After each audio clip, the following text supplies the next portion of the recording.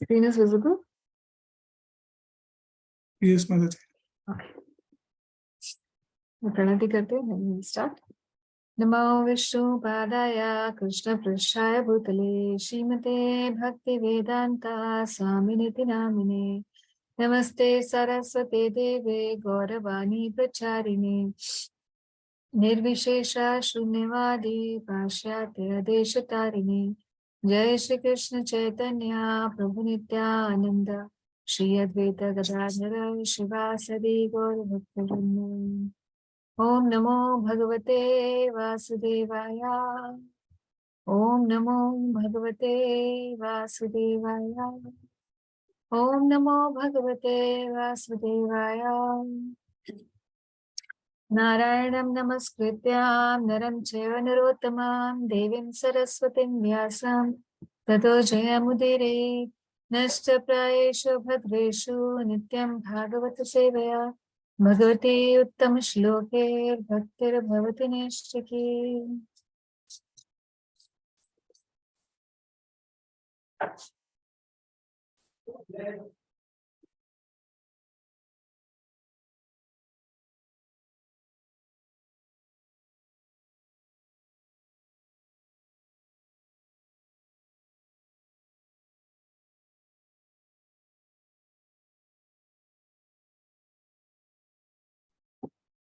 So we'll be starting Canto 1, Chapter 17 today. पिछली बार हमने 16वां अध्याय कंप्लीट किया था और 16वें अध्याय में हमने देखा था कि महाराज परीक्षित उस स्थान पर पहुंचे जहां पर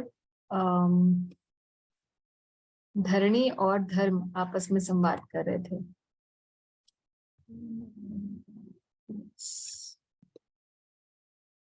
तो इस अध्याय के अंदर नेचुरली जो प्रोग्रेशन रहेगा वो यही रहेगा कि महाराज परीक्षित सबसे पहले धरणी और धर्म की ऐसी दशा देखकर उनसे प्रश्न पूछते हैं कि आप कौन हैं और आप का किस प्रकार से मैं कष्ट निवारण कर सकूं।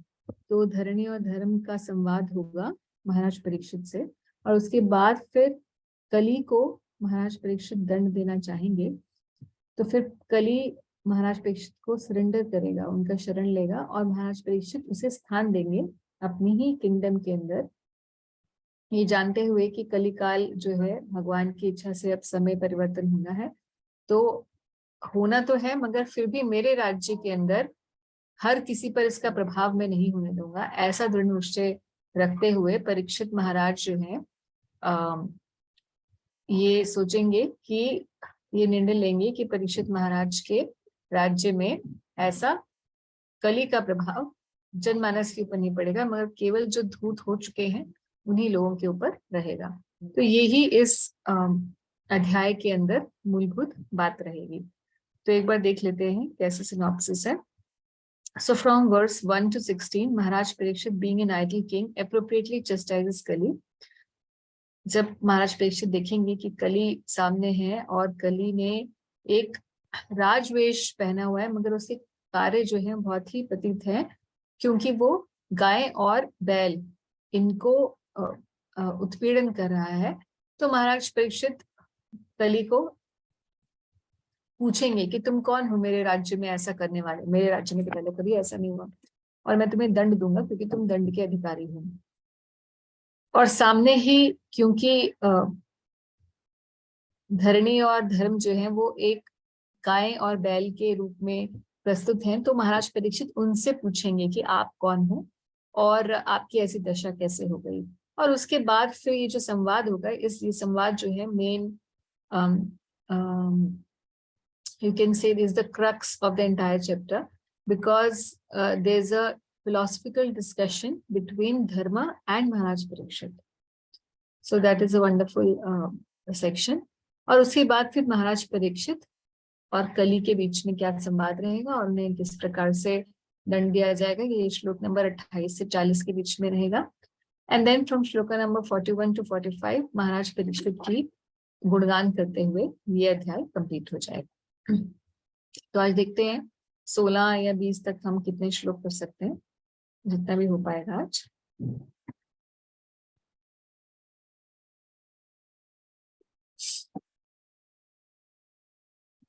So starting chapter 70.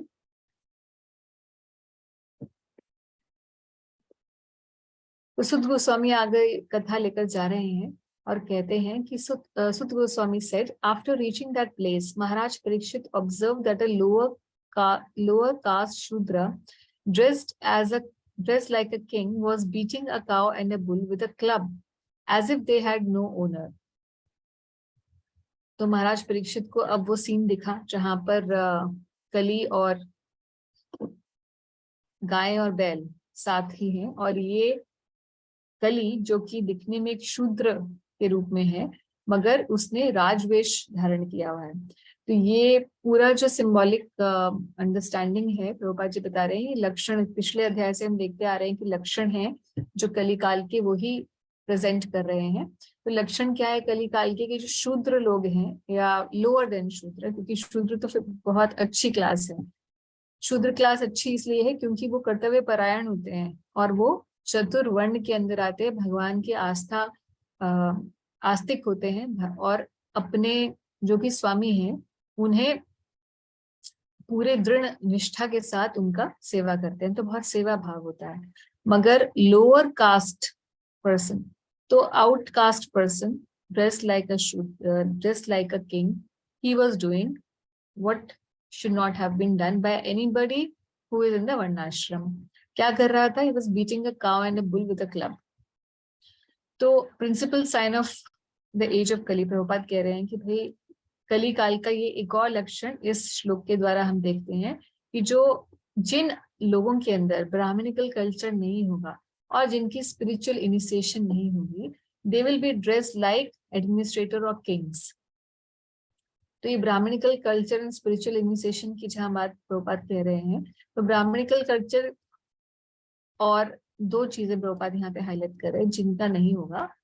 ऐसे लोग राजवेश पहनकर राजा की पदवी उन्हें मिल जाएगी। बेसिक कहने का मतलब ये है कि जिनकी कोई संस्कार नहीं है और ब्राह्मणिकल कल्चर से उनका कोई सरोकार नहीं है, और स्पिरिचुअल इनिशिएशन का मतलब है जिनकी मंत्र दीक्षा नहीं हुई है, जो दीक्षित नहीं, यानी कि किसी गुरु के अधीन नहीं है और किसी से सीखे नहीं है, केवल वोट बैंक के द्वारा they have become, so plunderers will become king in the age of Kali, and that we are seeing everywhere.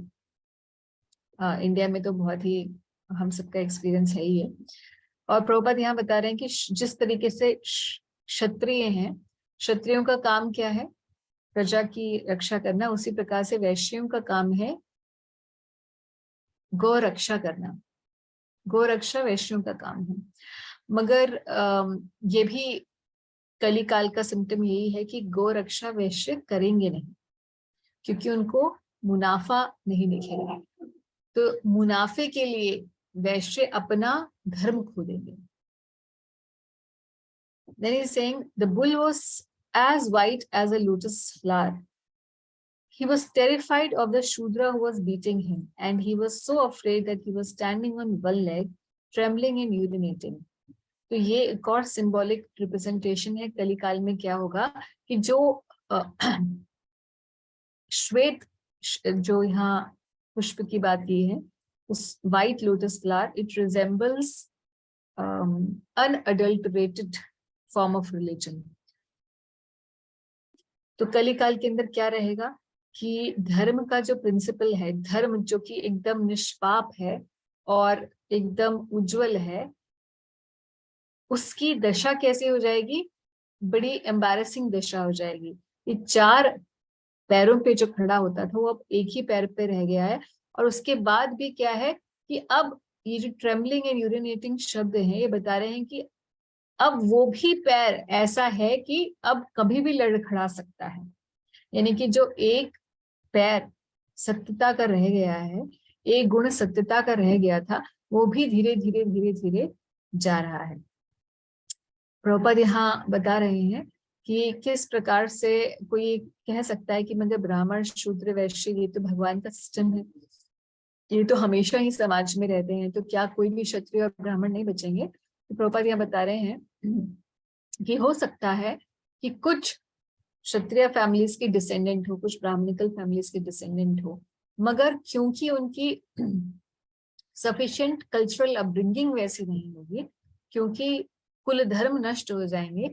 इस वजह से उनकी ट्रेनिंग ही नहीं होगी कि वो जो उनका काम है ब्राह्मण या क्षत्रिय का, वो उसको पूरी तरीके से निभा पाए। तो कलो शूद्र संभवा, कलयुग में सभी लोग शूद्र प्राय ही होते हैं, शूद्र ही प्राय होते हैं। क्यों शूद्र होते हैं? वैसे तो शूद्र बहुत अच्छी स्टेज है। अगर हम एक आज के कॉन्टेक्स्ट में देखें तो अभी शूद्र भी कोई है तो ये बहुत अच्छा व्यक्ति है, अगर अच्छा शूद्र भी कोई हो तो। बट इन एनी केस शूद्र क्यों कहा गया है? क्योंकि शूद्रों को ये राइट नहीं था कि वो द्विज बन सके। तो हम जैसे बता चुके हैं, पहले बहुत बार डिस्कस कर चुके हैं कि it is not a discrimination of class, but क्योंकि they're in the mode of ignorance, तमोगुण के अंदर होते हैं, और तमोगुणी व्यक्ति का अधिकार नहीं होता ज्ञान के ऊपर, क्योंकि वो ज्ञान अगर उसे प्राप्त हो जाएगा तो ज्ञान का दुरुपयोग करेगा। इसीलिए उन्हें ज्ञान ना देकर बल्कि उन्हें सेवा में लगाया जाता था, ताकि उनकी आत्मशुद्धि सेवा के द्वारा हो सके। और बाकी जो 3 वर्ण थे, यानी कि ब्राह्मण, क्षत्रिय और वैश्य, इनका उपनयनम संस्कार होता था, तो इन्हें द्विज कहा जाता था। तो द्विज जो है, केवल ब्राह्मण ही द्विज नहीं होते थे। द्विज का मतलब है ट्वाइस बॉर्न, जिसका दोबारा से पुनः जन्म हो। पुनः जन्म मतलब एक जन्म तो हमारा होता है जो माता के गर्भ से, और दूसरा जन्म जब गुरु के द्वारा दीक्षा मिलती है। तो ये 3 जो क्लास थी, ब्राह्मण, क्षत्रिय, वैश्य, उन्हें ये अधिकार था। मगर अभी कलयुग के अंदर क्या है, क्योंकि ऐसा कल्चर रह नहीं गया है, उपनयनम का कल्चर बहुत ही कम फैमिलीज में रह गया है। और ऐसा भी सुनने में आता है कि जिन फैमिलीज में ट्रेडिशनली उपनयनम होता है, बच्चों को 10-11 साल में लड़कों को उपनयनम संस्कार दे दिया जाता है, कर दिया जाता है, या उससे पहले भी कई बार, तो उनको पता नहीं है, बस प्रथा के रूप में चलता आ रहा है और एक वो पॉम्प शो के पॉइंट ऑफ व्यू से रह गया है।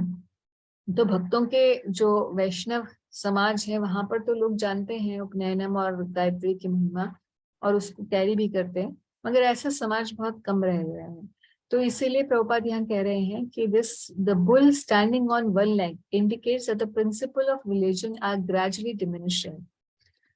Even the fragmental existence of religious principles will be embarrassed by so many obstacles, as if in the trembling condition of falling down at any time. तो ये जो धरणी और धर्म का दृष्टांत है, ये यही दिखाने के लिए है कि कैसी आगे आने वाले समाज की, उस समय ये बताया था कि आगे आने वाले समाज की कैसी दशा होगी, और वो हम सामने देख ही रहे हैं। हमारा तो ये उस समय वो भविष्य काल था, अभी हमारा तो वर्तमान ही चल रहा है। Although the cow is beneficial because one can draw religious principles from her, she was now rendered poor and calfless. Her legs were being beaten by a Shudra. There were tears in her eyes and she was distressed and weak. She was hankering after some grass in the field. तो ऐसी दशा है। अभी हम लोग किसी भी road पे जाते हैं, ड्राइव करते हैं, तो हम देख सकते हैं ऑन द रोड साइड ये दशा है गैया की ना। कभी भी आप गाय को देखेंगे तो उनके आंसू हमेशा होते हैं। आज की डेट में किसी भी अच्छी जगह पर भी देखेंगे तो आंखों में आंसू रहते हैं गैया के। और रोड साइड पे कचड़े के ढेर जहाँ लगे होते हैं, वहां पर गायें दिखाई देते हैं। आज ये समाज की दशा है। तो प्रभुपाद यह कह रहे हैं कि एक्चुअली जो जितने भी पीस सेटलमेंट करने की मुहिम छिड़ी हुई है दुनिया में जगह जगह, to bring peace and unity and whatever, तो प्रभुपाद कह रहे हैं कि इन लोगों को ये नहीं पता है कि एक्चुअल हैप्पीनेस तब आएगी जब गाय और बैल, जो कि धर्म के प्रतीक है, इन्हें सुरक्षित रखा जाएगा। और आगे महाराज परीक्षित जो है अब वहां पहुंचते हैं, और Maharaj Parikshit well equipped with bows and arrows and seated on a gold embossed chariot spoke to him. कली को बात की उन्होंने, with a deep voice sounding like thunder. क्या कहते हैं Maharaj Parikshit? Oh, who are you? You appear to be strong and yet you dare kill within my protection those who are helpless.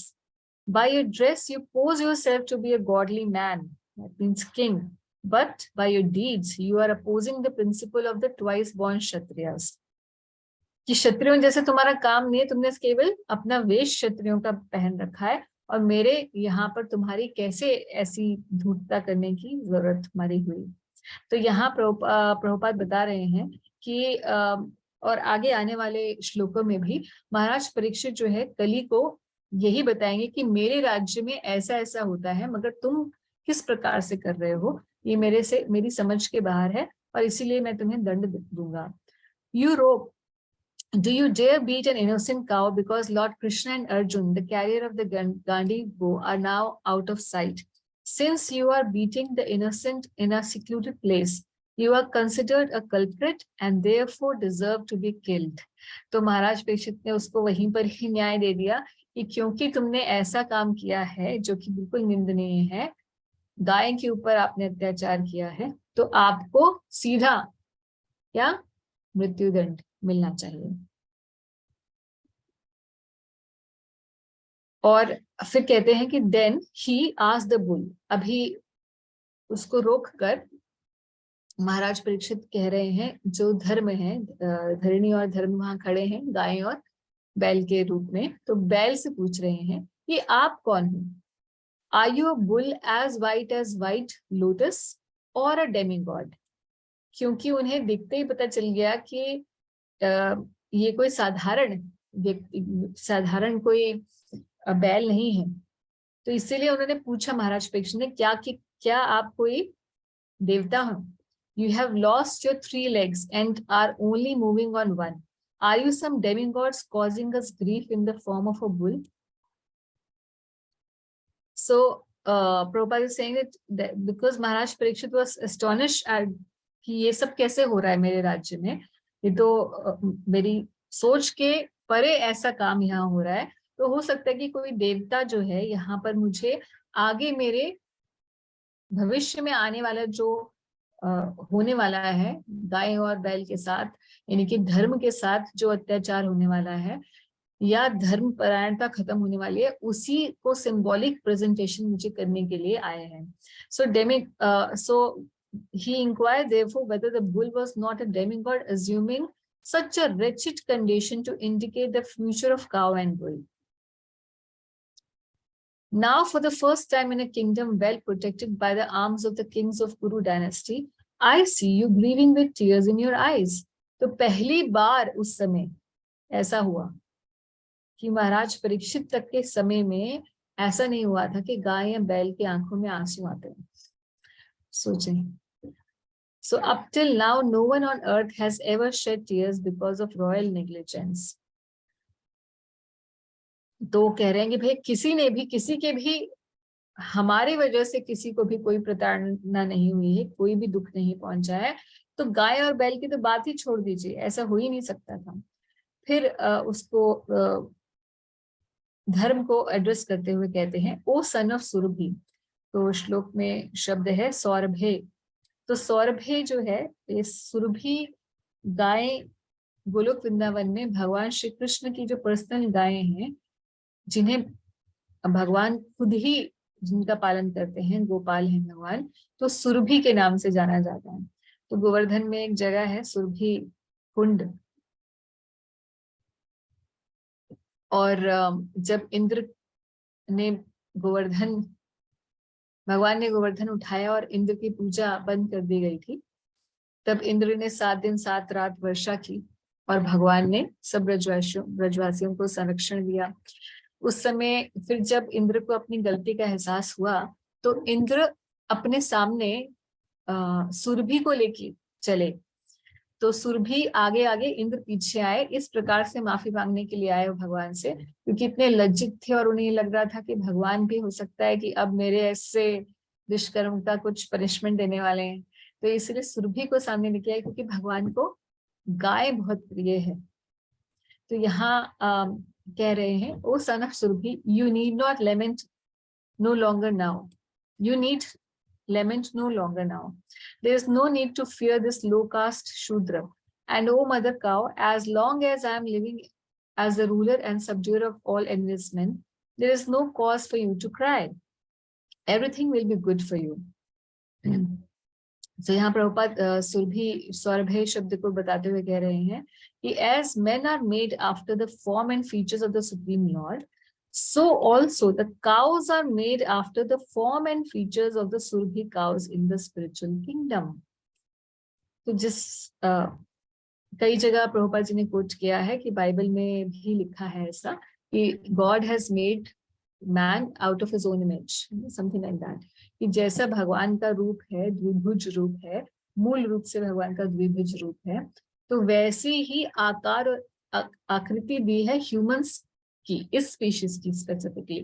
उसी तरीके से जो सुरभि गाय भगवान के गोलोक वृंदावन में निवास करती हैं, और उन्हीं का एक्सपेंशन सुरभि देवी माता अदिति की जो बहन है और देवताओं के रूप में रहती है, उसी रूप में ही यहाँ पे जो गैया हैं जो हम लोग देखते हैं, उन्हें भी उसी प्रकार से रूप दिया हुआ है। और इसीलिए महाराज परीक्षित उन्हें सुरभि के वंशज के रूप में उस बुल को एड्रेस कर रहे हैं। क्या कह रहे हैं? O chaste one, the king's good name, duration of life and good rebirth vanishes when all kinds of living beings are terrified by miscreants in his kingdom. वे अगर राजा है और उसके राज्य में प्रजा खुश नहीं है, तो उस राजा का अपना ही नाम, यश और उसकी आयु क्षीण होने लग जाती है। It is certainly the prime duty of king to subdue first the suffering of those who suffer. तो राजा के कर्तव्य बताते हुए कह रहे हैं, इसलिए गिना रहे हैं क्योंकि वो ये बताना चाह रहे हैं कि मैं ऐसा राजा नहीं हूँ, और मेरा यहाँ पर जब तक मेरा शासन है तो सभी लोग यहाँ पर खुश रहेंगे, और आप तो खुश रहेंगे ही रहेंगे। He, Maharaj Parikshit, repeatedly addressed and questioned the bull. O son of Surabhi, who has cut off your 3 legs? किसने काटी आपकी? तो क्योंकि महाराज परीक्षित जानना चाहते थे, देख तो लिया था कि ये बीट कर रहा है शूद्र, मगर 3 पैर क्या इसी ने काटे हैं? ये पूछना चाहते हैं। क्यों? क्योंकि राजा है तो देखना चाहते हैं कि भाई इसने कौन कौन से पाप किए हैं, तभी तो दंड देंगे और न्याय करेंगे, इसीलिए वो पूरी परिस्थिति जानना चाह रहे हैं। In the state of king who are obedient to the laws of Supreme Personality of Godhead Krishna, there is no one as unhappy as you. Okay. तो 1-2 श्लोक हम लोग छोड़ेंगे जिसमें महाराज परीक्षित राजा के कर्तव्य गिना रहे हैं कि क्या राजा के कर्तव्य हैं। फिर 17वें श्लोक पर आते हैं। अब धर्म उवाच, तो धर्म से प्रश्न पूछ रहे थे कि भाई क्या हुआ, किसने काटे हैं आपके 4 जो माफ कीजिए 3 आपके जो स्तंभ हैं, उन्हें किसने काटा है? तो धर्म जो है, अब धर्म साफ साफ भी बोल सकते थे कि भाई इसी ने काटे हैं, या माता धरणी जो है गाय की रूप में, तो वो दोनों बोल सकते थे कि भाई ये कली है और इसकी वजह से हमारी ऐसी दशा हुई है। मगर अब ये कोई नॉर्मल गाय और बैल तो है नहीं, तो महाराज परीक्षित भी ये तो जान चुके हैं कि ये नॉर्मल कोई गाय बैल नहीं है, इसीलिए वो उनसे सुनना चाहते हैं। तो धर्म क्या बोलते हैं महाराज परीक्षित को? The personality of religion said, "These words just spoken by you befit a person of the Pandava dynasty. Captivated by the devotional qualities of the Pandavas, even Lord Krishna, the Supreme Personality of Godhead, performed duties as a messenger." तो इन बातों को सुनकर धर्म बहुत खुश हुए और उन्होंने कहा, आप बिल्कुल ऐसे ही वंश, जिस वंश से हो उसकी आप गरिमा बढ़ा रहे हो, क्योंकि आपके पांडवों के वंश में ऐसे ही राजा होने चाहिए थे। क्योंकि पांडवों का इतना प्रताप था, इतना भगवान से प्रेम था कि भगवान श्री कृष्ण खुद ही उनके सेवक बनकर हमेशा रहते थे। तो आप में भी वैसा ही गुण हम देख रहे हैं। O greatest among human beings, it's very difficult to ascertain। हाँ, अब बताना शुरू, क्योंकि प्रश्न पूछा था महाराज परीक्षित ने कि भाई बताइए आपकी ये दशा किससे हो गई, किसने की है, क्या इसी ने की है? तो मैं दंड दूंगा। तो धर्म जो है सीधी सीधी बात नहीं बताएंगे। और यहीं पर ही ये जो संवाद है ये बड़ा अच्छा ट्विस्ट लेगा। इसको समझने वाला थोड़ा फिलोसफिकल है, क्योंकि धर्म ही सामने, personified dharma is having conversation with Maharaj Parikshit, who is also the most saintly king। और ध्यान रखने की बात यह है कि यहाँ पर देखिए धर्म ने पिछले श्लोक में क्या बोला, अच्छा इसी श्लोक में है, ओ ग्रेटेस्ट अमंग ह्यूमन बींग्स, हे पुरुषोत्तम, है ना, के रूप में एड्रेस कर रहे हैं और ग्लोरीफाई कर रहे हैं महाराज परीक्षित को। और आगे इसके बिल्कुल अगले अध्याय के अंदर हम देखेंगे कि महाराज परीक्षित किस कारणवश भगवान की प्रेरणा के वश ऐसा कार्य कर बैठेंगे जो कि उचित नहीं लगेगा, जिसकी वजह से उन्हें श्राप मिलेगा। उस समय ये याद रखिएगा इस श्लोकों को कि कैसे धर्म ने स्वयं, यानी कि धर्म के मूर्तिमान स्वरूप धर्मराज जो कि एक बैल के रूप में वहां है, उन्होंने स्वयं धर्मराज ने महाराज परीक्षित को एक सज्जन के रूप में और एक भक्त के रूप में स्वीकार किया है, बताया है। तो अगली जब हम अध्याय में पढ़ेंगे कि महाराज परीक्षित से कुछ अपराध बन पड़ेगा, तो हमें ध्यान रखना है कि जब ऐसे महापुरुषों के द्वारा ऐसा कोई काम हो जाता है तो भगवान की प्रेरणा सही है। O greatest among human beings, it's very difficult to ascertain the particular miscreant who has caused our suffering। कह रहे भाई हमें बहुत मुश्किल है निर्णय ले पाना कि किसकी वजह से हमारी ऐसी दशा हुई है। बोल सकते थे भाई कली की वजह से, क्यों नहीं बोल रहे, देखेंगे। Because we are bewildered by all the different opinions of theoretical philosophers। तो थ्योरेटिकल फिलोसफर्स की अलग अलग जो ओपिनियंस है, अलग अलग तत्ववादियों की जो अलग विचारधाराएं हैं, उनकी वजह से हमें समझ में ही नहीं आ रहा कि हमारी सफरिंग का कॉज कौन है, यानी कि कौन कारण है। बिल्कुल अलग फिलोसफिकल डिस्कशन ले गए हैं। कह रहे हैं कि भाई जीवात्मा, हर जीवात्मा अपने जिंदगी में, अपने जीवन में कष्ट भोगती है, और कष्ट हम भी भोग रहे हैं, यानी कि in the form of bull and cow, तो हम भी भोग रहे हैं। मगर ये कष्ट कहाँ से आता है, इसके बारे में अलग अलग तत्ववादियों का, अलग अलग ज्ञानियों की अलग अलग विचारधारा है। तो कोई कहता है कि कष्ट हम अपने स्वयं ही, हम अपने कर्मों से आता है। कोई कहता है कि कष्ट प्रकृति के द्वारा है, कोई कहता है भगवान के द्वारा, देव से कष्ट आ रहा है। तो अलग अलग ओपिनियंस हैं सबकी, तो इसलिए हमें समझ में नहीं आ पा रहा कि भाई ये कष्ट आ कहाँ से रहा है। So we are not able to actually pinpoint this is a person जिसकी वजह से ये कष्ट आ रहा है। तो प्रभुपाद यहाँ एक्सप्लेन करते हैं कि भाई बहुत सारे थ्योरेटिकल फिलोसफर्स हुए हैं, मगर उनमें से जो षट दर्शन है, जो षट दर्शन बेसिकली फेमस है, उनमें से बता रहे हैं। एक तो वैशेषिक फिलोसफी है, दर्शन है, गौतम ने न्याय दिया, पतंजलि ने योग दिया, योग दर्शन दिया, कपिल भगवान ने सांख्य दर्शन दिया, सांख्य फिलोसफी, और जो जैमिनी ऋषि हुए उन्होंने कर्म मीमांसा का सिद्धांत दिया, जिसको मैं कई बार आप लोगों को बता चुकी हूँ कि जैमिनी जी ने कर्म मीमांसा बताया कि कर्म ही सबसे बड़ा है और भगवान भी कर्म के नीचे हैं, ऐसा सिद्धांत दिया कि भी कर्म के द्वारा ही होता है। व्यास देव, उन्होंने वेदांत दर्शन दिया। तो इस प्रकार से षट दर्शन है। तो कह रहे हैं कि ऑल्दो द बुल और the personality of religion and cow, the personality of earth, knew perfectly well that the personality of Kali was a direct cause of their suffering। वो जानते थे कि कली की वजह से हमारे ये दुर्दशा हो रही है। Still, as devotees of the Lord, they knew well also that without the sanction of the Lord, no one could inflict trouble upon them।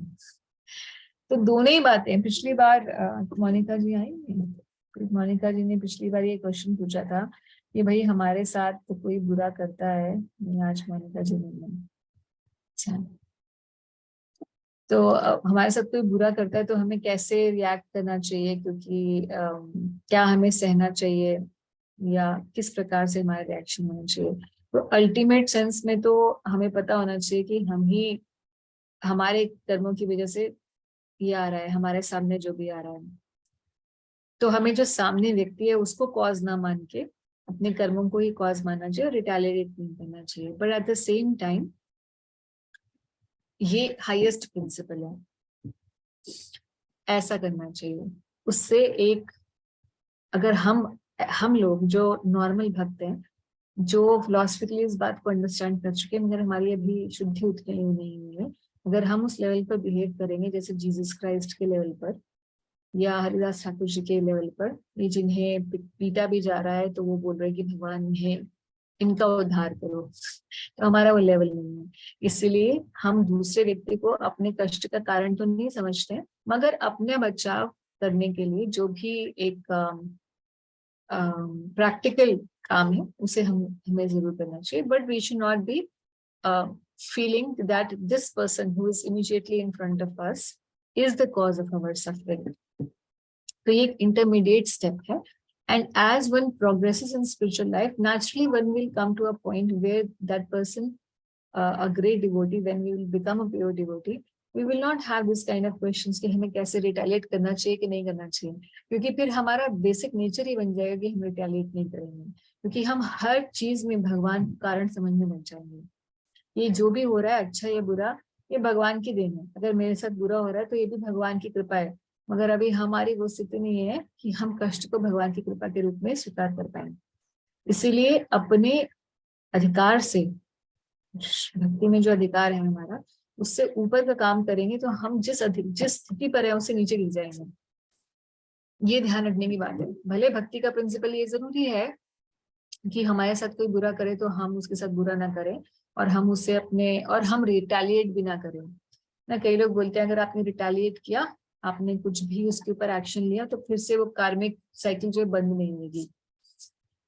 मगर अगर हम उस लेवल पे आज बिहेव करेंगे तो हम जिस लेवल पर भक्ति के हैं ना, उससे भी नीचे गिर जाएंगे, क्योंकि हम ये सोचेंगे अरे भक्ति तो बहुत इम्प्रैक्टिकल है, ऐसे तो मुझे कोई भी आकर गाली दे जाएगा, मार जाएगा, तो फिर क्या मैं यही सोचूंगी भगवान की कृपा है। तो इसीलिए प्रैक्टिकल सिचुएशन पर हम साधारण भक्तों के लिए, हमारा भक्ति में अभी क्योंकि अधिकार इतना नहीं है कि हम हर चीज में भगवान को कारण स्वरूप देख पाते हों। जिस दिन वो हमारा अधिकार हो जाएगा भक्ति में, तो उस दिन हम ये प्रश्न नहीं उठाएंगे, फिर हमारा स्वभाव बन जाएगा। मगर तब तक के लिए हमें दूसरे को अपने दुखों का कारण ना मानते हुए, दूसरे से द्वेष ना करते हुए भी अपने आप को के लिए जो सुरक्षित रखने के लिए जो भी प्रैक्टिकल पॉइंट्स है वो करने चाहिए। So this is an intermediate step at our level. तो यहाँ क्योंकि संवाद चल रहा है धर्म और महाराज परीक्षित के बीच में, बिटवीन टू ग्रेट पर्सनालिटीज, इसीलिए हाईएस्ट फिलॉसफी के बारे में डिस्कशन होगा। इसीलिए कभी भी कंफ्यूज मत करेगा कि अरे हमने तो भागवत में पढ़ा था, तो भागवत में पढ़ा तो सबसे हाईएस्ट पॉइंट पढ़ा होगा। इसीलिए शास्त्रों को पढ़ने के लिए भक्तों के द्वारा, भक्तों से सुनना चाहिए शास्त्र। नहीं तो हम हाईएस्ट चीजें सुन लेंगे और फिर हम बोलेंगे अरे ये तो इम्प्रैक्टिकल है, क्योंकि अगर मैं ऐसे करूंगा तो everybody will treat me like a doormat, so that means I can't practice spirituality, because if people know that I am dharmic or I am spiritual, they will just take me for granted. So both things have to be balanced. तो कह रहे हैं कि प्रभुपाद बता रहे हैं although the bull and मतलब धरणी एंड धर्म both knew that Kali is the cause of their suffering, मगर फिर भी क्योंकि वो भगवान के भक्त हैं, वो किसी को पिन पॉइंट नहीं कर रहे कि ये है हमारी सफरिंग का कॉज। क्यों? क्योंकि वो जानते हैं कि भगवान की इच्छा के बिना हमारा कोई भी कुछ गड़बड़ नहीं कर सकता। तो इसका मतलब इसमें भगवान की कोई इच्छा है और हमें उसे स्वीकार करना चाहिए। According to Padma Puran, our present trouble is due to fructifying of seedling sins. जो हमारे कूट और बीज होते हैं, हमारे अंदर प्रोक्लिविटी होती है कुछ गलत करने की, अधर्म की, उसी की वजह से ही हम पाप कर्म कर बैठते हैं, और जब पाप कर्म बन जाते हैं तो प्रारब्ध और अप्रारब्ध के रूप में हम उन्हें भोगते हैं। But even those seedling sins are also gradually fade away by the execution of pure devotional service. मगर वो भी खत्म हो जाते हैं। हमने ये बहुत श्लोक बहुत फेमस श्लोक पद्म पुराण का है, जिसको हम कई बार कोट भी करते हैं। What is that? कूटम पाप, क्या है, कूटम बीजम फलोन्मुखम, दैट श्लोक इज देयर ना? Do you, anybody who remembers that shloka? कि कोई भी पाप कर्म जो है अप्रारब्ध कूटम बीजम फलोन्मुखम, और अगले दो लाइनों में इस प्रकार से है कि ये सब भी खत्म हो जाते हैं विष्णु भक्ति रतात्मना। अगर विष्णु भक्ति कोई करता है तो इन सब का नाश हो जाता है। ये फेमस श्लोक पद्म पुराण का, उसी को प्रभुपाद जी कोट करते हुए कह रहे हैं। So thus, even if the devotee sees the mischief mongers, they do not accuse them for the suffering inflicted. तो भक्त लोग किसी को पिन पॉइंट नहीं करते कि अरे इसकी वजह तुम ही हो जिसकी वजह से मुझे मेरी लाइफ खराब हो गई है। They don't say this, क्योंकि उनको पता है कि मेरे ही कर्मों से आ रहा है। They take it for granted that the mischief monger is made to act by some indirect cause. वो तो सिर्फ पोस्टमैन है, वो तो डाकिया है, सिर्फ डाकिया क्या करता है, डाक डालता है, उसने नहीं खत लिखा। तो उसी तरीके से हमारे कर्म ही हैं जो इस व्यक्ति के रूप में हमारे सामने आ रहे हैं। And therefore they tolerate the suffering, thinking them to be God given in small doses only. और भक्त का यही अंडरस्टैंडिंग होती है कि जो भी मेरे कर्म गंदे भी थे, तो भगवान token, just a token of it Krishna is giving, बहुत कम करके मुझे दे रहे हैं। Otherwise suffering would have been greater. तो क्योंकि मैं भक्ति में हूँ इसलिए भगवान ने बहुत कम करके मेरी सजा दे रखी है, इसलिए वो चुपचाप टॉलरेट कर जाते हैं। ध्यान रखिएगा, ये हाईएस्ट प्रिंसिपल है। जैसे मैंने बताया कि हम प्रैक्टिकल लेवल पे हम इससे एक नीचे लेवल पे एग्जीक्यूट करेंगे। हम क्या करेंगे, हम टॉलरेट भी करेंगे, but at the same time we will take necessary steps to keep our self away from such a person. ऐसा नहीं कि हाँ हाँ आइए आइए मुझे मारिए, क्योंकि मेरे जल्दी से कर्म जो है खत्म हो जाए। हमारी वो वाली सिचुएशन नहीं है। जैसे कुंती महारानी प्रार्थना कर रही है कि हे भगवान मुझे और कष्ट दीजिए, क्योंकि आप जब मुझे कष्ट होते हैं मेरे जीवन में तो आपका दर्शन होते हैं मुझे, और आपके दर्शन होने का मतलब है फिर से पुनर्भव दर्शन नहीं होगा। मगर हम जैसे भक्तों के लिए ये बिल्कुल सही काम नहीं है। ये हमने वो श्लोक पढ़ा और हम बोलेंगे कुंती महारानी भगवान से प्रार्थना कर रही है, हम भी प्रार्थना करेंगे भगवान मेरे जीवन को कष्टों से भर दो ताकि मुझे हमेशा आपका स्मरण रहे। हमारी तो विस्मृति हो जाएगी भगवान की, हमारे लिए उल्टा काम हो जाएगा, है ना। तो इसीलिए seeing your situation in spiritual life you should act। तो इसीलिए धरणी और धर्म ने डायरेक्टली नहीं बताया कि कली की वजह से हो रहा है, वो टॉलरेट कर रहे हैं और वो जानते हैं कि भगवान का इसमें कुछ ना कुछ हेतु है। सो अगेन धर्म इज सेइंग, बिकॉज धर्म इज धर्मराज ओनली, तो इसलिए फिलॉसफी बता रहे हैं, धर्म के प्रिंसिपल बता रहे हैं महाराज परीक्षित को। There is some of the philosophers who deny all sorts of duality, declare that one's own self is responsible for his personal happiness and distress। तो कह रहे हैं कुछ तो तत्ववादी ये कहते हैं, कुछ दार्शनिक ये कहते हैं कि भाई हम ही रिस्पॉन्सिबल हैं, ओन सेल्फ इज रिस्पॉन्सिबल, कि सिर्फ व्यक्ति खुद ही रिस्पॉन्सिबल होता है जो भी होता है उसके लिए। Others say that superhuman powers are responsible, यानी कि कोई देव है, देव कर्मों की वजह से, कोई कह रहा है, पहला वाला कह रहा है कर्मों की वजह से, यानी कि हम ही रिस्पॉन्सिबल है। दूसरा वाला कह रहा है देव की वजह से, अरे भाई भगवान ने ऐसा मेरे साथ कर दिया, या देवी देवताओं ने, जिसको भी वो किसी को परम सत्ता मानता है। While yet others say that activity is responsible, कि कर्म रिस्पॉन्सिबल है। और कुछ क्या कहते हैं, the gross materialist maintain that nature is the ultimate cause. जो ग्रॉस मटेरियलिस्ट होते हैं वो नेचर यानी कि प्रकृति को ही अल्टीमेट कॉज मानते हैं कि ये सब कुछ जो है नेचर के द्वारा हो रहा है। नेचर में ये ग्रॉस मटेरियलिस्ट कौन से साइंटिस्ट हैं, वो कह रहे हैं नेचर की वजह से, कैसे कैसे बना ये प्रकृति, तो बिग बैंग हुआ, nature is the ultimate cause. कैसे सूर्य और चंद्र चल रहे हैं, कैसे इतना ऑर्डर है इस दुनिया के अंदर। हम बोलते हैं this meticulous order in the whole universe. How is it possible without somebody managing everything? So scientists बोलते हैं this is nature. Nature is doing everything. So gross materialists they maintain that nature is the ultimate cause. ऐसे भगवत गीता में भगवान ने सभी को cause बताया है टुगेदर। तो एक तरीके से हर किसी की विचारधारा आंशिक रूप से सही है, क्योंकि भगवत गीता में एक श्लोक आता है 3:27। अच्छा, कर्ता कौन है, किसकी वजह से सब कुछ हो रहा है, who is the cause of everything, इसके बारे में भगवत गीता में बड़े सारे श्लोक हैं। और सारे श्लोकों में पढ़ने में ऐसे लगता है कि विरोधाभास है। एक बोलता है कि कर्ता प्रकृति है, एक कहता है कि कर्ता व्यक्ति खुद है जीवात्मा, एक श्लोक कहता है कि कर्ता भगवान है, एक श्लोक कहता है कि किसी भी काम के 5 कर्ता हैं, 5 कर्ता होते हैं ना 18-14 वाले श्लोक में।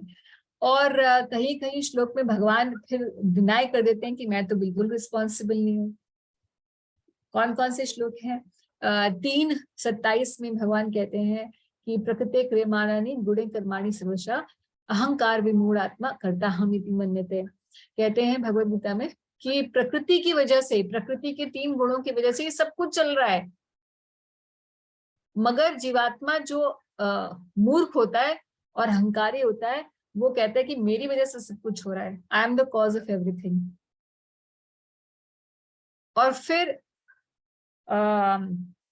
आगे श्लोकों में 5वें अध्याय के 15वें श्लोक में भगवान बता देते हैं भगवत गीता के कि भाई जीवात्मा खुद ही रिस्पॉन्सिबल हुए अपने सारे अच्छे और बुरे, शुभ और अशुभ कर्मों का जो रिजल्ट है वो जीवात्मा को खुद भोगना होता है। तो वहां बता देते हैं कि भाई वो ही रिस्पॉन्सिबल है।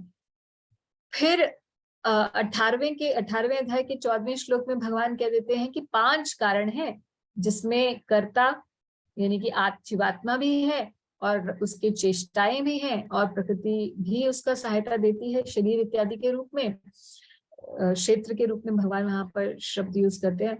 और बोलते हैं अल्टीमेट कॉज कौन है, सुपर सोल यानी कि परमात्मा अल्टीमेट कॉज है। मगर फिर 14वें अध्याय के 14वें श्लोक में उन्होंने कहा था कि भाई मैं तो किसी भी ना माम कर्माणि लिम्पन्ति ना मे कर्म फले स्पृहा। तो कहते हैं कि भाई मैं तो किसी भी चीज में, किसी कर्म में लिप्त नहीं होता हूँ और मैं सिर्फ ओवरसीयर की तरह हूँ, मैं तो किसी भी चीज के लिए रिस्पॉन्सिबल हो ही नहीं सकता हूँ। तो इतना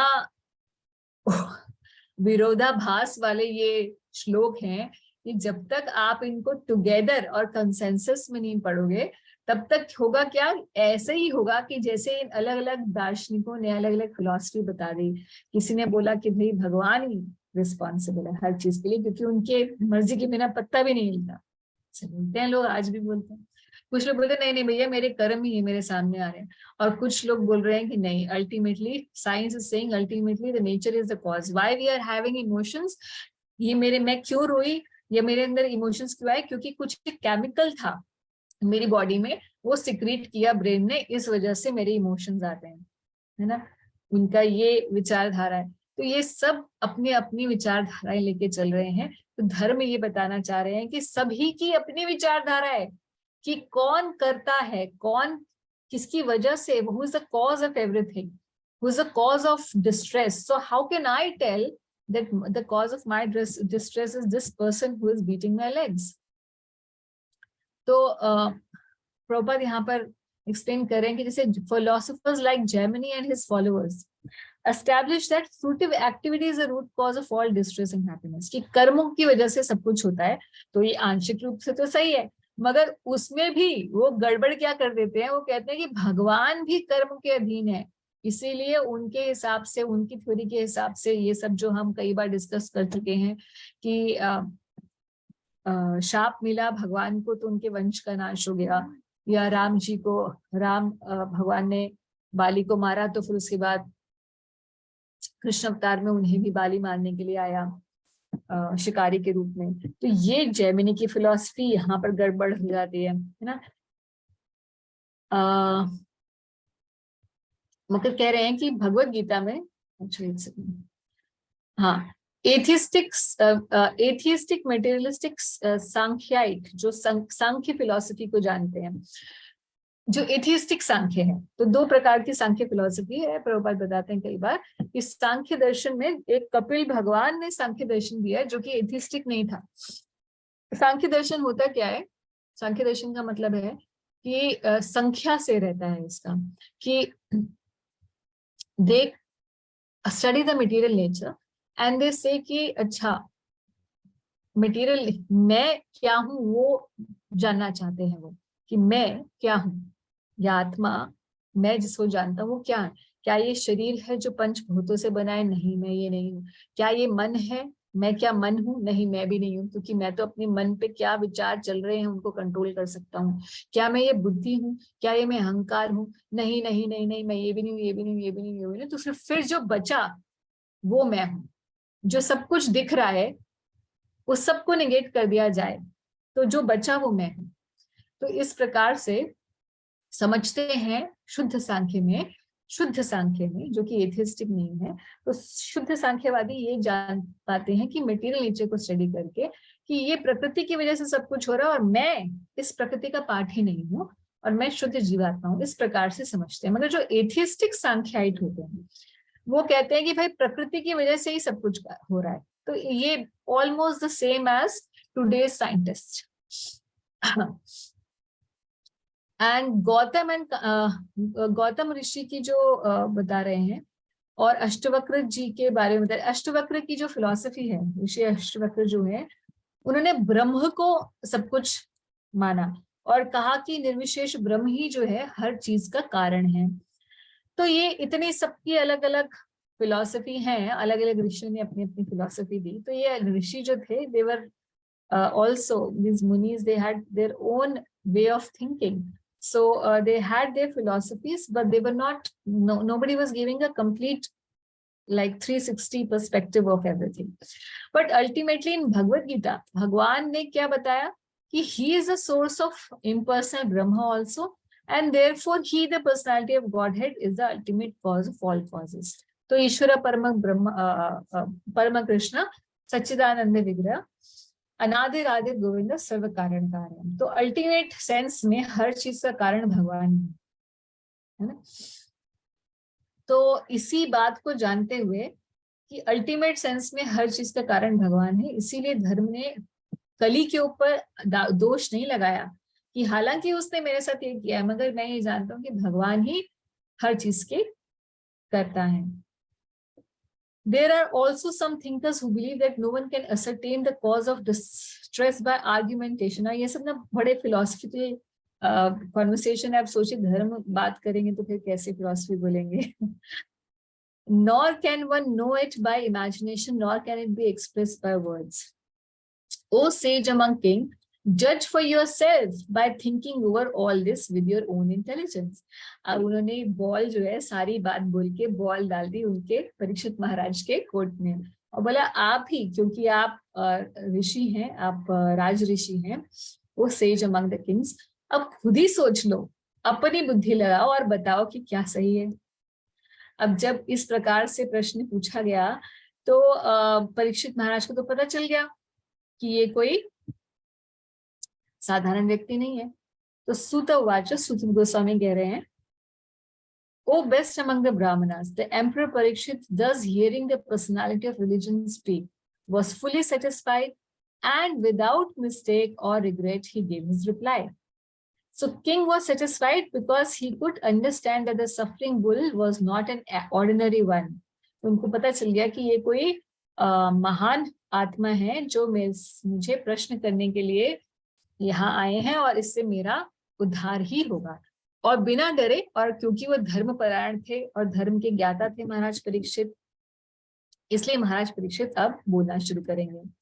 श्री राजोवाचा, यानी कि महाराज परीक्षित ने क्या कहा।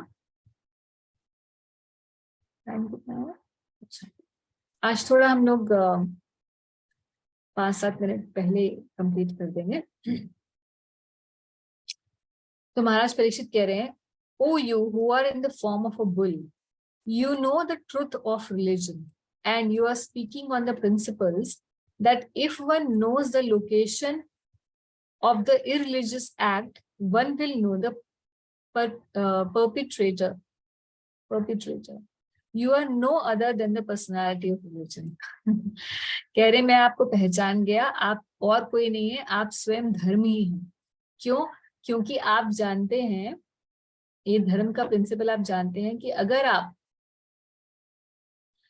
आपको पता चल जाए कि अधर्म कहाँ हुआ है, तो आप फिर अपराधी को भी ढूंढ ही निकालेंगे। तो मैं समझ गया हूं कि आप और कोई नहीं है, आप स्वयं धर्म पर्सोनिफाइड हैं। तो यहाँ प्रभुपाद जी फिर से उसी बात को लेकर आ रहे हैं कि डिवोटी का कंक्लूजन क्या होता है, क्योंकि पीछे हमने धर्म ने अलग अलग फिलोसफीज के बारे में बताया कि भाई अलग अलग लोगों की क्या विचारधारा होते हैं, कि भाई कोई व्यक्ति दुखी होता है तो किस वजह से दुखी होता है, कौन है उसके दुख का कारण। तो भक्त का क्या पर्सपेक्टिव है, प्रभुपाद बता रहे हैं। A devotee's conclusion is that no one is directly responsible to become a benefactor or a mischief monger without the sanction of the Lord. तो भक्त को ये पता है कि भैया अल्टीमेट सैंक्शनिंग अथॉरिटी कृष्ण है। तो भाई कोई मुझे मेरा गॉडफादर बन के आ रहा है या मुझे कोई परेशान करने के लिए सामने आया है, in each situation that person who is in front of me, the face in front of me is not the direct person. He is not the directly responsible factor. Therefore, he does not consider anyone to be directly responsible for such action. तो ये बात बिल्कुल सही है कि कोई भी directly responsible नहीं है। तो जो व्यक्ति हमें दिखाई दे रहा है, जो मुखौटा हमारा कर्म सामने पहन के आया है, उसकी वजह से नहीं हो रहा है। But in both the cases, he take it for granted that either benefit or loss is God sent, and thus it is by His grace. तो जब बेनिफिट होता है तब तो हम ये जान जाते हैं, बड़ा अच्छा लगता है कि भगवान तुम्हारा शुक्र है। तो भाई कोई धार्मिक व्यक्ति भी ऐसा कहेगा, मगर भक्त का परिचय ये है कि वो जब बुरा समय भी आएगा ना, तो भी वो बोलेगा भगवान आपकी बड़ी कृपा है। ये भक्त का परिचय है।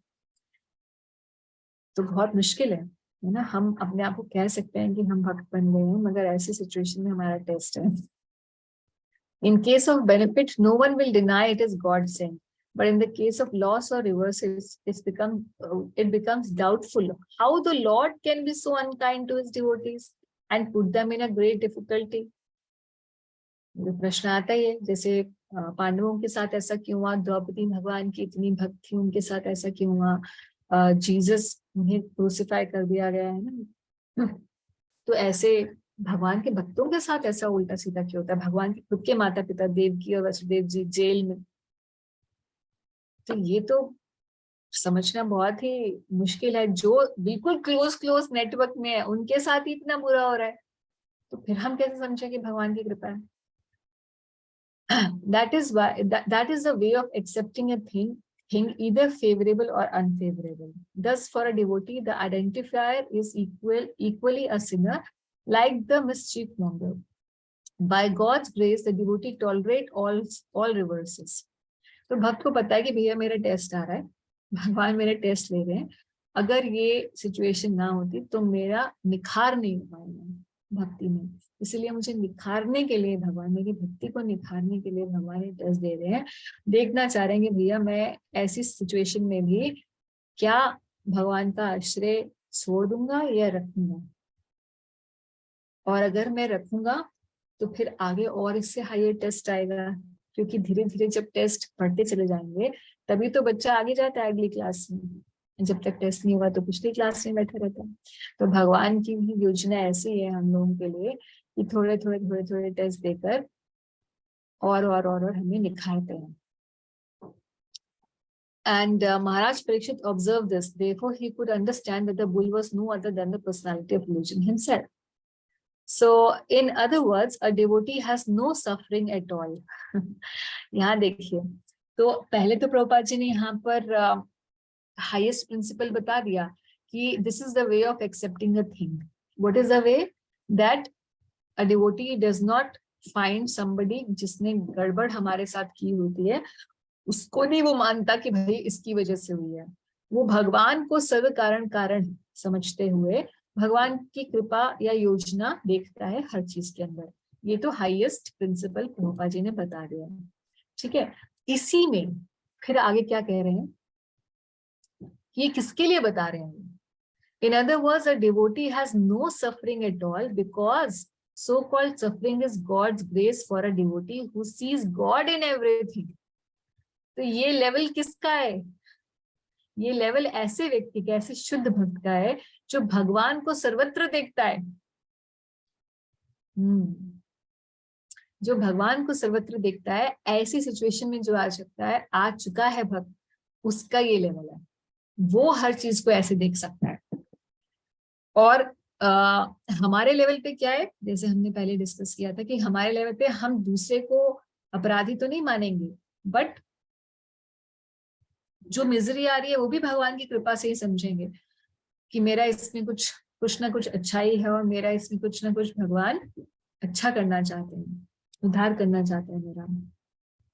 मगर जहां कंप्लीटली टॉलरेट करने की बात आती है, तो यहाँ पर एक शुद्ध भक्त का विजन क्या होगा, वो कंप्लीटली टॉलरेट करेगा, जैसे यहाँ पे धर्म कर रहे हैं, दिखा रहे हैं अपने आचरण से। मगर हमारे लेवल पर हम of course one has to tolerate, क्योंकि चॉइस तो है ही नहीं ना कोई हमारे लाइफ में जब प्रॉब्लम आती है तो। But at the same time we will take sufficient measures, not out of the way, but sufficient measures to keep ourselves safe in that situation. तो ये बात ध्यान देने की है कि those who see God in everything, for that devotee, उसके लिए तो सफरिंग ही नहीं होती है। For a devotee who sees God in everything, जो भगवान को सर्वत्र दिखता है, उसके लिए तो वो फील ही नहीं करता है सफरिंग। अगर हम अभी सफरिंग फील कर रहे हैं, तो अभी हमारी वो सिचुएशन नहीं है कि हम उस विजन पर काम कर सकेंगे। They never place any complaint. कौन? ऐसे भक्त जो कि भगवान को सर्वत्र दिखते हैं। They never place any complaint before the king for being tortured by the personality of Kali, although everyone lodges such complaints before the state authorities. तो कहने का मतलब है कि किसी को अपने साथ कुछ भी बुरा हुआ हो, किसी को नहीं बोलना चाहते। और कई बार आप देखेंगे कि कुछ लेक्चर्स में या कुछ बहुत संत लोग भी ऐसे बोलते हैं कि आपके साथ कुछ भी बुरा हो, किसी के साथ बोलने की जरूरत नहीं है, किसी को कुछ मत बोलो, और देखो भगवान स्वयं ही उसे दंड दे देंगे। तो भगवान तो स्वयं दंड दे ही देंगे, ये बात तो है ही, बट हम उस लेवल पर पहले पहुंच जाए, तब ऐसी सिचुएशन में हम ऐसे ही एक्ट करेंगे by default. Till then we should just keep it as an idol. The extraordinary behavior, again Prabhupada is saying, the extraordinary behavior of the bull made the king conclude that the bull was certainly the personality of religion. क्योंकि ये extraordinary behavior है, ये ordinary behavior नहीं है कि हर चीज में यही सोच लेना कि जो सिचुएशन है ये भगवान की कृपा है। ये extraordinary behavior है, इसलिए पहले extraordinary बनना पड़ेगा उसके लिए। So कई बार लोग ऐसे ही क्वेश्चन पूछते हैं कि हमारे साथ बुरा कोई करता है तो हमें उसके साथ कैसे बिहेव करना चाहिए। तो बड़े सारे वीडियोस हैं इसके ऊपर, लोग बोलेंगे। तो वीडियोस के अंदर आपको हमेशा हाईएस्ट यही पॉइंट दिखाई देगा कि आप कुछ मत करिए, नहीं तो फिर से कर्मा की साइकिल आ जाएगी। तो हमें कुछ करना नहीं है उस व्यक्ति को वो करने के लिए, मगर अपने बचाव पक्ष में करना है। नहीं तो हम जिस धर्म के प्रिंसिपल पर हम चलने की कोशिश कर रहे हैं, हम वहां से भी फिसल के अधार्मिक भी हो सकते हैं। Okay, so that's why because the extraordinary behavior was there, therefore Maharaj Parikshit concluded कि ये और कोई नहीं धर्म है। Otherwise no one could understand the finer intricacies of the code of religion. Okay, तो आज यहीं पर हम लोग विराम देंगे। श्लोक नंबर 23 से हम लोग अगले आगे का पढ़ेंगे। तो कोई प्रश्न है?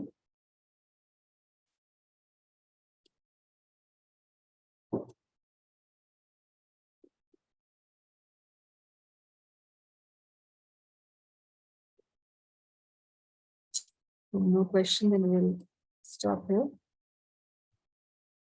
श्रीधर तो माता जी। हरे कृष्ण माता जी, मेरा छोटा भाई है, इसको क्वेश्चन था एक। यस कमेंट कार्तिक जी। हरे कृष्णा माता जी। हरे कृष्ण कार्तिक। मेरा एक प्रश्न है कि मैं बहुत माला भी करता हूँ पर तब भी मुझे बहुत गुस्सा आता है। हाँ, अच्छा। तो जो अगर कोई मुझे बिना बात के सिखाने के लिए डांटता है, मुझे गुस्सा आता है, उसको कंट्रोल कैसे करे? बिना बात के सिखाने के लिए मतलब कि सिखाने के लिए जो मुझे डांटते हैं उसमें मुझे भी गुस्सा आता है, उसके हाँ, उसके लिए कुछ नहीं करना है आपको। जो जो क्रोध हमें कंट्रोल करने की जरूरत है, वो कंट्रोल उस क्रोध के लिए बताया गया है जो किसी ऐसी इच्छा से उत्पन्न, काम इच्छा, यानी कि कोई भी आपकी डिजायर, एनी मटेरियल डिजायर, हाँ जी, उसकी फुलफिलमेंट नहीं होती, उसके लिए जो क्रोध आता है उसे कंट्रोल करना जरूरी है। बाकी जो नॉर्मल हमारे लाइफ में कंट्रोल है, जैसे लाइफ में कोई प्रॉब्लम है, जैसे कि मान लीजिए आप कहीं जा रहे हैं, किसी ने आपको ठगने की कोशिश की, तो आप बोलेंगे अरे क्यों मुझसे पैसे ज्यादा ले रहे हो। तो ये गुस्सा उस गलत गुस्से में नहीं आता। आपको भी आपके भैया या मम्मी पापा पढ़ाते होंगे और बोलते होंगे कैसे नहीं अभी तक तुम्हें समझ में आया, है ना, हाँ कितनी जी, बार बता दिया तुम्हें, 10 बार बता दिया, तुम्हें समझ नहीं आ रहा है। तो पहले तो आप थोड़ा हम्बल होके बोल सकते हैं कि हाँ मुझे नहीं समझ में आया, प्लीज मुझे एक बार और समझा दीजिए। हाँ अब जी, फिर भी कभी कभी अगर थोड़ा गुस्सा कर दो कि हाँ नहीं आया, क्या हो गया, इतना कुछ है, इतना कोर्स है, नहीं आया मुझे समझ, तो इसमें कोई गलत बात नहीं है। इसको अपने आप में ऐसा मत सोचो कि मैं बड़ा क्रोधी स्वभाव का हूँ या बड़ा रजोगुण है मेरे अंदर। You're okay, you still a child. हाँ जी, शुक्रिया माता जी। Kuber, you are elder brother? हाँ जी माता जी, तुम 6 years older। 6 years एल्डर हो, तुम ही इसको पक्का करते होंगे, है ना? ओके, हरे कृष्णा। ठीक है, हरे कृष्णा। तो ठीक है, हम लोग यहीं पे विराम देते हैं आज। I have some commitments, so I'll close a little early. So Hare Krishna. Vanshakalpatarabhasha Kripasindhudevsa Patanam Pavanam Anantipati Vaishnava Vrinda ki jai. Srimad Bhagavatam ki jai. Hare Krishna.